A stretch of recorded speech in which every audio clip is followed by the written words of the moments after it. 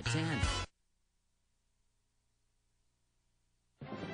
Well, thanks to St. Luke's Midwest Ear Institute, children and adults with hearing problems are doing more than just surviving. They are thriving in a world of interesting sights and sounds. And this Friday, there is a dinner to benefit this cause. We have a lot of guests here with us. Dr. Charles Lecce with the Midwest Ear Institute, Ivan, Ella, and Doug Von Mosch. Thank you all so much for joining us. Thank you.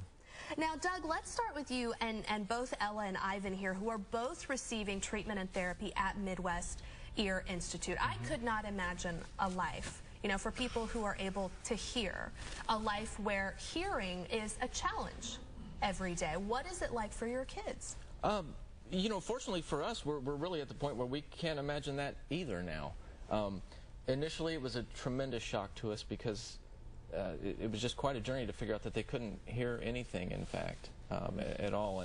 And once we came to that conclusion, we were given a list of resources, and we kind of set out on our journey to find out which one would be best. Clearly, as we started to do research, we were kind of drawn to Midwest Ear Institute. Once we actually went there and experienced it firsthand, and just found that it's a group of people who they're not just there collecting a paycheck. They're not just there because that's what they've chosen to do. They're there because they love it. It's their passion. It's a need that burns from within, and they're really there to help, and it's ongoing support. We started our journey 6-7 years ago, maybe, and we're still at the point today where there's still a tremendous resource, a tremendous help to us. All the time. And Dr. Lecce, what I think is important to note here is when someone is unable to hear, it also impacts their ability to communicate. Absolutely. Correct? The cochlear implant is a medical device that's implanted into the deaf ear, stimulating the nerve that goes to the brain, and that allows a patient to interpret sounds, people's voices. So when people go to this gala that we're going to talk about here in just a moment, buy their tickets, and the money does go to the Ear Institute, what kinds of services are you then able to provide for children like Ivan and Ella who come to you for help? We're able to provide services for hearing impairment, all the way from deafness to impairment that might be helped by a hearing aid. But our main thrust, one of our main thrusts, is restoration of hearing in deaf individuals, or giving hearing to someone who never had it before.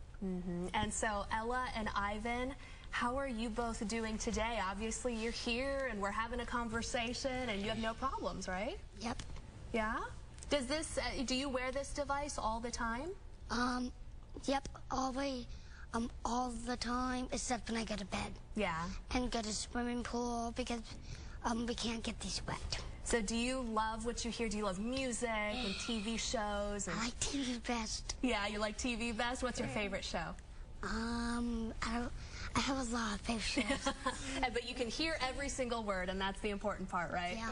All right, so here is all of the information you need to know about the Hear Aid Gala 2011. It's a benefit for St. Luke's Midwest Ear Institute. It is Friday at the Hyatt Regency Crown Center, 2345 McGee in Kansas City. It's $175 per person, $150 for guests ages 40 and older. But again, your money is going to a great cause to help people who have hearing challenges be able to hear and really be able to communicate with this wonderful world that we live in, with so much music and so much wonderful things to hear. Thank you all so much for joining us here today. Thank you.